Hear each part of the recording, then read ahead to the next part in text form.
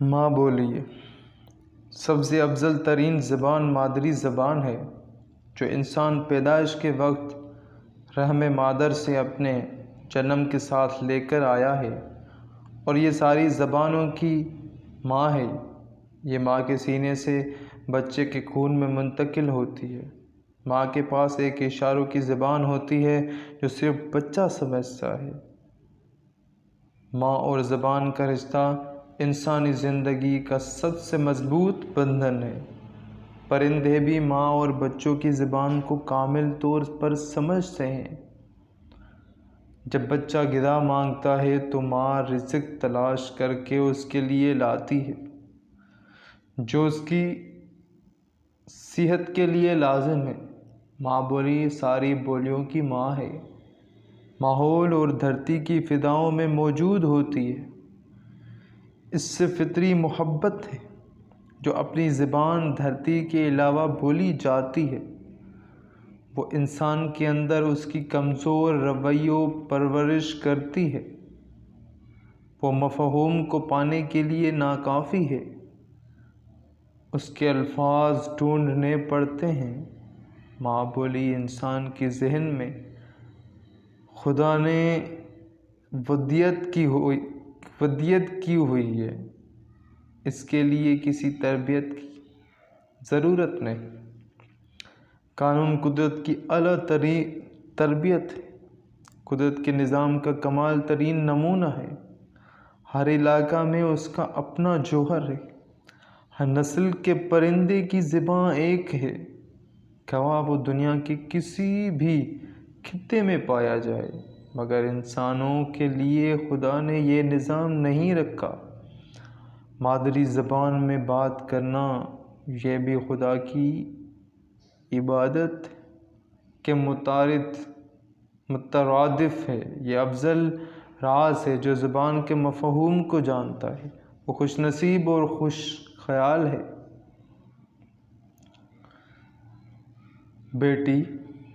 بیٹی کی اعلیٰ تربیت آپ کو روحانی طور پر خوش رکھے گی۔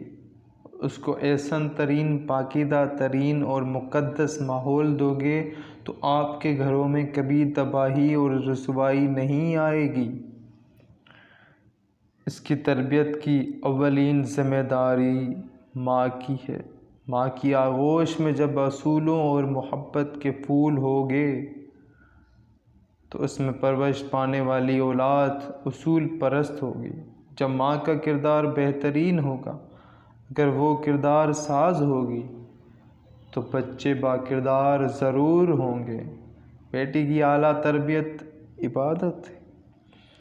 عبادت اس نے ہی معاشرہ میں روحانیت کو زندہ رکھنا ہے۔ اس نے ماں بننا ہے۔ اچھی ماں، اچھی بیٹی، اچھی بیٹی، اچھی ماں کی گود۔ عورت خزینہ حیا ہے۔ عورت ایک مضبوط قلعہ ہے جس کو گناہ نقب نہیں لگا سکتے۔ بیٹی اچھی بناؤ گے تو وہ قوم کو اچھی ماں دے گی۔ اچھی ماؤں کی بیٹیاں ضرور اچھی ہوتی ہیں، لہٰذا ماں کا گھر میں رہنا بیٹیوں کی حفاظت کے لیے ضروری ہے۔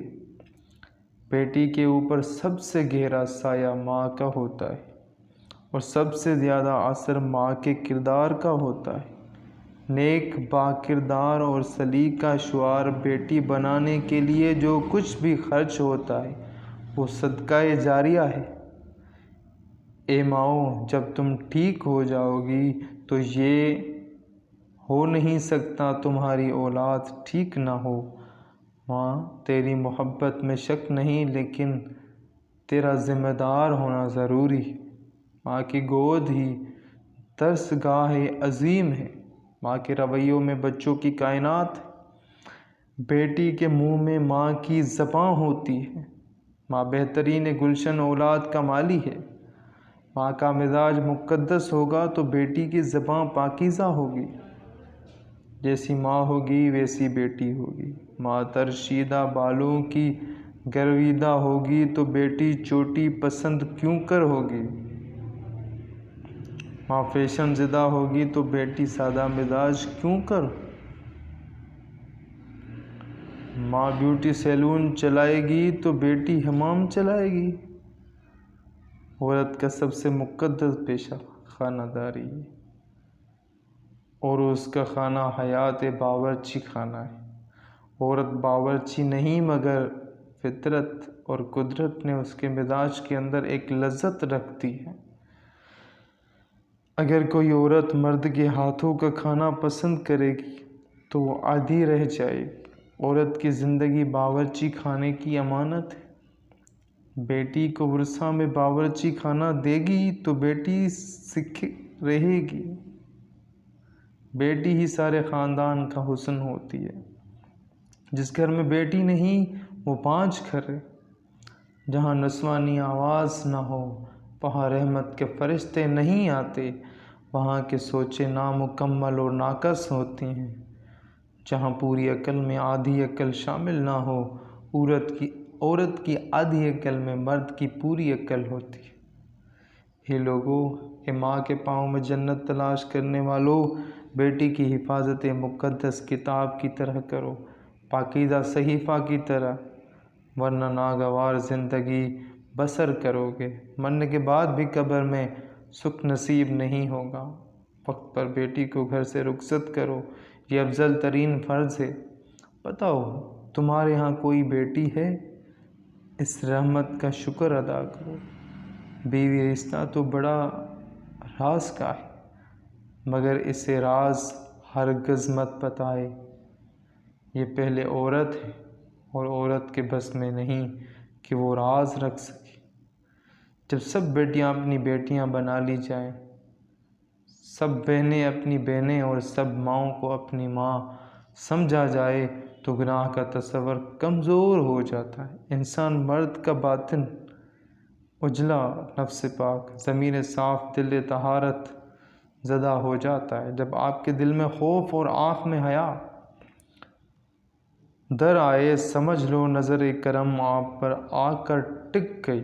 خدا نے اپنی نظر میں اے انسان تجھے اپنا بندہ بنا لیا ہے، پھر تیرا ہر قدم نیکی اور بھلائی کی طرف اٹھے گا۔ زندگی کے ہر سانس میں سکون ہوگا۔ زندگی کا مزہ تو تب ہے جب نیت میں پاکیزگی ہو، عمل میں نیکی ہو، لہجے نرم اور پاکیزہ، نفس میں عاجزی اور انکساری، خدا کے بندوں سے دوستی اور یاری، قریبوں سے محبت اور پیار، اپنے نصیب پر خوش۔ جس نے زندگی کو سمجھ لیا وہی موت کی تیاری میں لگ گیا، اسی کا ہاتھ ظلم سے رک گیا، اسی نے نفس پر قابو پا لیا، وہی بے نیاز ہو گیا، وہی ذہنی اور روحانی آزاد ہو گیا۔ عبادت کا مفہوم بھی یہی ہے۔ قانون قدرت کا سارے اصول اس کے تائید کرتے ہیں۔ جب توبہ کا وقت ہو تو توبہ کی جائے تو خدا مہربانی کرتا ہے۔ اس کی مہربانی میں انسان کی دلی راحت پوشیدہ ہے۔ جب تم حیا کی نظر سے مظاہر قدرت کو دیکھو گے تو تمہارے اندر نور کی روشنی در آئے گی۔ یہ روشنی جنت کے راستوں کا پتہ دیتی ہے۔ دنیا کی پلسرات پر آسانی سے گزر ہوگا۔